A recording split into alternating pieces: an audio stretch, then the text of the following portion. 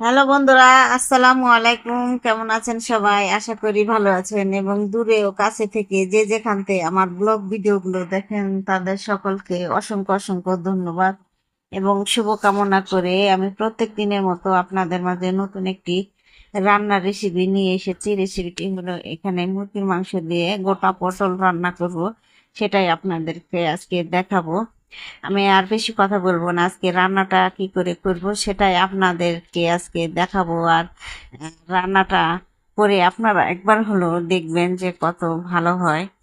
আর এখানে আমি প্রথমে কিছুটা এই যে আলু কেটে নিয়েছি, তার মাঝে আর কিছু পটল, 3টা পটল নিয়ে নিয়েছি গোটা গোটা, আর ছিলে আর ফুটা করে নিয়েছি ভিতরে। আর আমার শাশুড়ি মা বলছে যে আলু খাবে না, তার জন্য পটল দিয়ে দিয়েছি।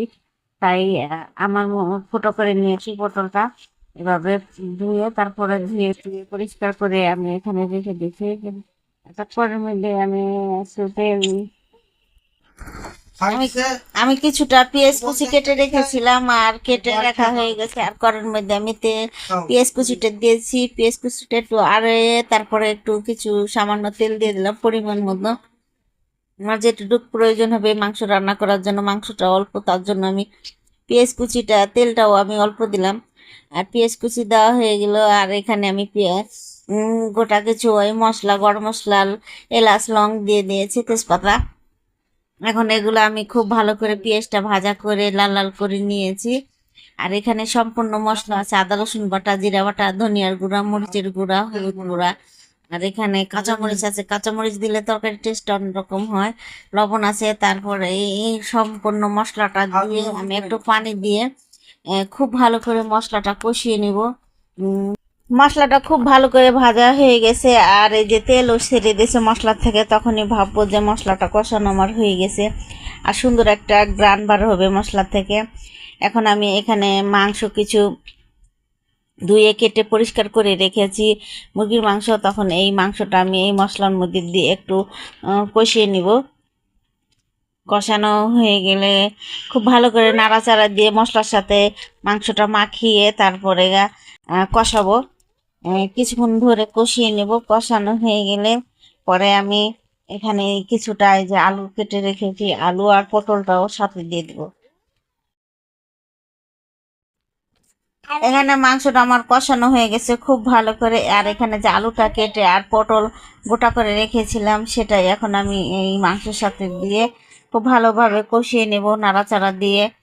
যতটা সম্ভব কষাবো তত, যত ভালো করে কষাবো তত তরকারির টেস্টটা খুব ভালো হবে। আর এখানে যে পটলটা দিয়ে দিব আমি এখন ওই কষানো আলুর সাথে কষিয়ে নেব। আর মাংস আর আলু আর পটল একসাথে কষিয়ে নেব, যেহেতু গোটা গোটা পটল, তার জন্য।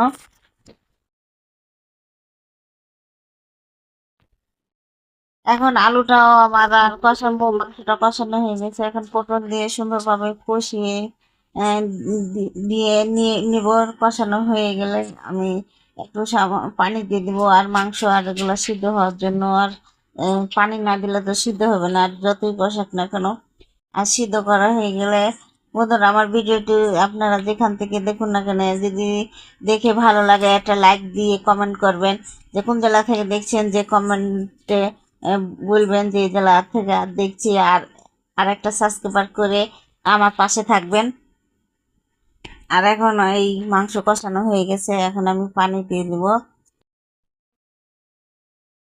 আর এই পানি দেওয়া হয়ে গেছে। এখন এই মাংসটা সিদ্ধ হওয়ার জন্য আমি কিছু সময় ধরে আমি ঢাকা দিয়ে সিদ্ধ করে রান্না করে নেব। আর পানির ঝোলটা শুকিয়ে নেব খুব ভালো করে। আর এখন দেখেন কত সুন্দর রান্নাটা আমার হয়েছে আর কত দারুণ দেখতে হয়েছে। আর পটলটা খুব ভালোভাবে সিদ্ধ হয়ে গেছে আর নরম হয়ে আছে, আলু সব কিছুই সুন্দরভাবে রান্না করা হয়ে গেছে। এখন আমি একটা পাত্র বাটিতে পরিবেশন করে দেখাবো যে কত ভালো লাগছে রান্না হয়েছে। যে